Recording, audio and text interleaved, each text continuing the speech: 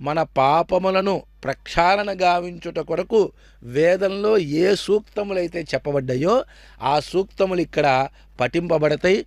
పుష్కరిణికి ఆ రకమైనటువంటి ఉపచారములు అందు వరుణదేవుణ్ణి ఆవాహన చేసి అర్చించి ఆ ఉపచారములన్నీ కూడా నిర్వర్తిస్తూ ఉన్నారు. ఆ మంగళ నీరాజనాన్ని మనం అందరం కూడా ధరిద్దాం.